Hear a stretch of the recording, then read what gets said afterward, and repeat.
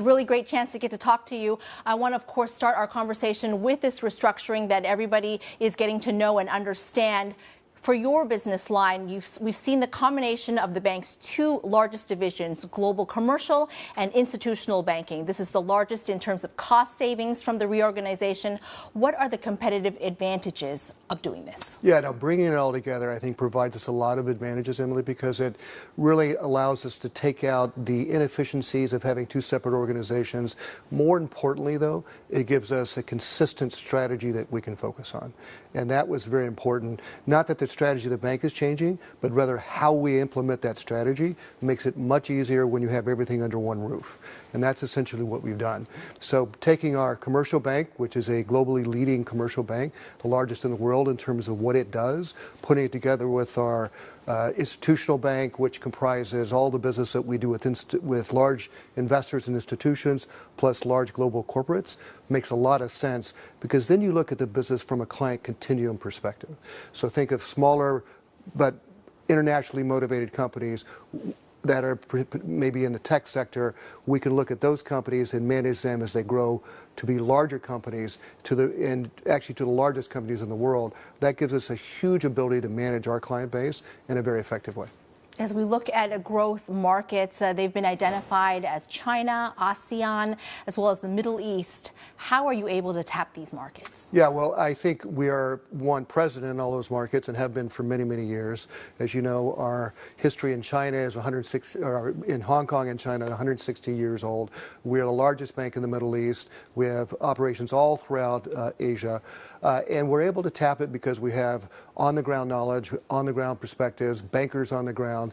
We have very deep relationships with governments, with clients, with institutions. And so that gives us a huge advantage. So regardless of what trade flows occur, regardless of where the capital flows, we are there to capture those flows, but provide the real value to our clients, given that perspectives that we have. That's also married with the fact that out of the West, or Europe and the United States, we can also see the flows going both in and out, and we could also bring our clients in those geographies to Asia and vice versa.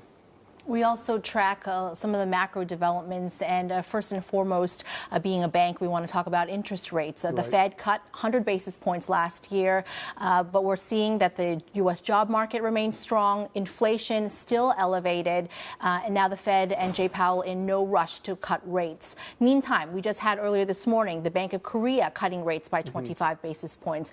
There is this divergence.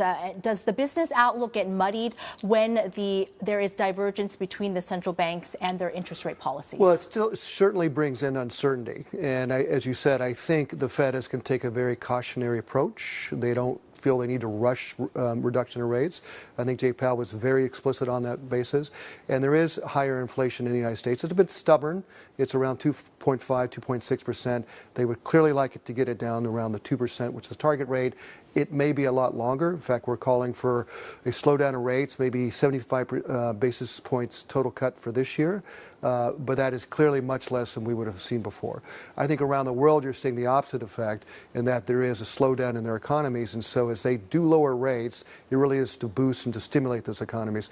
So yes, I think you'll have more volatility in foreign exchange rates, stronger dollar. I think you'll have a difference in growth rates and therefore investment rates. I think you'll have a difference in how people really look to invest around the world. And that leads to a bit of the imbalance that we're seeing today. With that volatility that you're talking about, what is the outlook for lending as rates fall? Usually better. Lower rates usually brings to, but you have to have a background or backstop of certainty. And I think that's what's lacking today. In order to commit to a large project, to bring the capital to a large project, I think you really have to have certainty to invest. And whether that be with equity or longer term debt, that is lacking today. So as rates fall, it is a better environment certainly for us to lend and for borrowers to borrow. But I think borrowers are still looking for that certainty. President Trump has been very busy in the 1 month that he's been in office. His tariff policies expected to put upward pressure on prices and also change trade patterns and economic growth. How big of a risk is this to HSBC? I would approach that by saying two things. One, clearly tariffs produce a lot of friction. They slow down global trade. They clearly cause more inflation, as you mentioned. So that is a problem on a macro basis, which we're looking at very closely. And, does it really slow down world trade to the point of us going into a global recession? Probably not. However, it does create a lot of uncertainty. And again, back to the point I just made, uncertainty breeds lack of investment. It slows down the economy. So in generally not good. Secondly, for HSBC, we're such a large bank. We're the #1 trade bank in the world. We have trade capabilities all throughout the world. So if by the introduction of tariffs, there's a reordering of world supply chains, a reordering of where companies send their goods to, we can actually capture that, whether it be in Vietnam, India, Mexico, because of our large operations around the world. So less risk to us, more so for our clients. And what our role is really is to help clients think through that, because there is going to be a lot of certainty. I don't think that changes anytime soon. I think uncertainty persists. And so it's really up to us to help our clients think through that. Changing your supply chain takes a while. It's not an easy process. So a lot of consideration must go into it. So we're there to help and help them really figure out where the best, changes are and the routes for their supply chains, should be.